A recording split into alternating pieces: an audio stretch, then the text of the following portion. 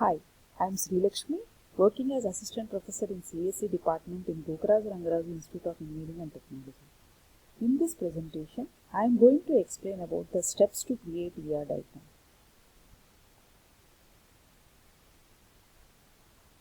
In order to create a ER diagram, we follow the steps like the first step is entity identification, second one is relationship identification, third one is cardinality identification, fourth one is identify attributes, and finally create the ER diagram. So these are the 4 steps we follow for creating a ER diagram. For example, if we consider a university, a student enrolls in different courses.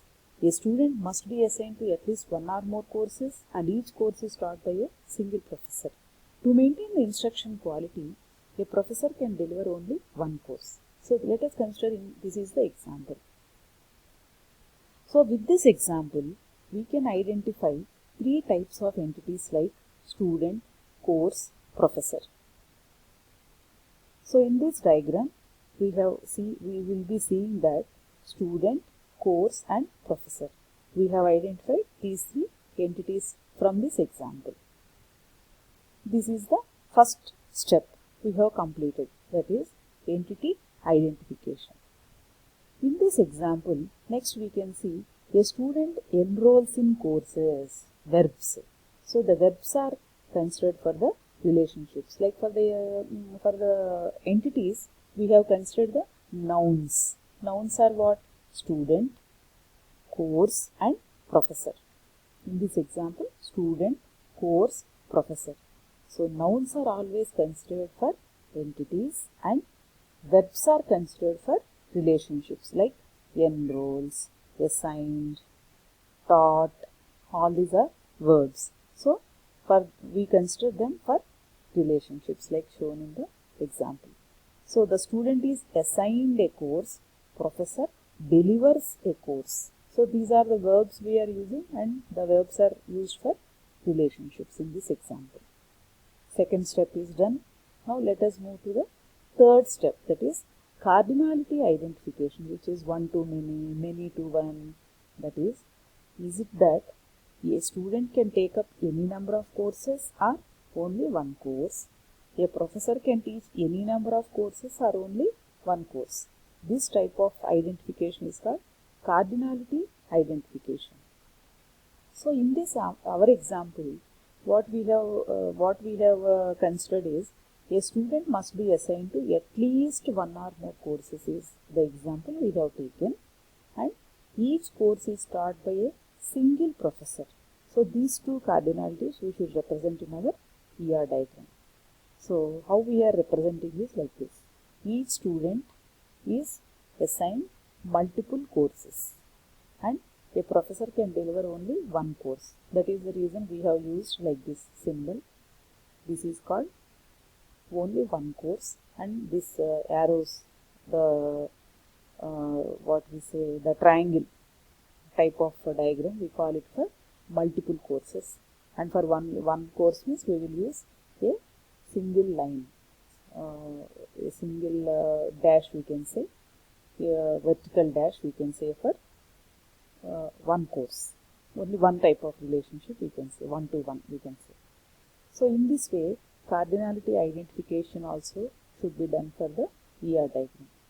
So far we have completed entity identification, relationship identification, cardinality identification. Next we are moving to attribute identification. So how do we identify the attributes for the student? For the student, the attributes are student ID, student name. And for professor, the attributes are employee ID and professor name. For the course, the attributes are course ID and course name, which we can see in the total diagram like this. We can see how they are represented by ellipses. For the student ID is represented as an ellipse and student name also is represented as ellipse. For the course ID and course name are represented as ellipses. And for professor, employee ID and professor name are represented by means of ellipses. In this way, The entities are represented by rectangles, the relationships are represented by rhombus, and the attributes are represented by ellipses. So finally, this is the complete ER diagram for the university example we have taken here. This is the example we have taken. So for this example, we have identified what are all the things we have done. This is the total number of steps we have done. The first step is entity identification. Second step is relationship identification.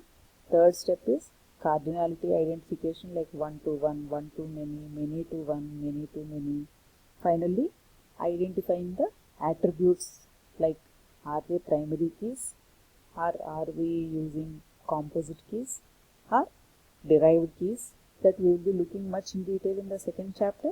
For the time being, simply we have taken simple attributes like one primary key and one composite key or derived key, something like that. So in this way, totally 4 steps are used for creating the ER diagram in this university example. This is the total ER diagram.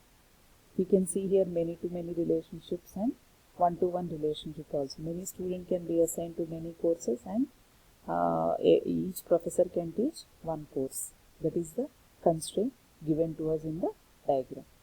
With that, I am concluding how to create a ER diagram. In this way, a database management system, we usually uses a database for storage, and in order to maintain the storage and perform operations on that, a database management system we will be using. After that, what we are doing, in order to represent the real-time examples, for example, library management system, university management system, we cannot say that this is a 100% good system initially. So slowly, as we go on, one by one, we will understand whether our design is good or bad. Once if it is bad, then we will go for the good design choices. Like we have seen in the previous example slides, converting the binary into ternary relationships, because it represents a bad design. Therefore, for good design, we are moving into ternary relationships. Like that, once the design is properly done, then only we can go for doing the coding in structured query language SQL, which is the language used for database management system. In this way, I conclude my presentation on creating ER diagrams in database management system. Thank you.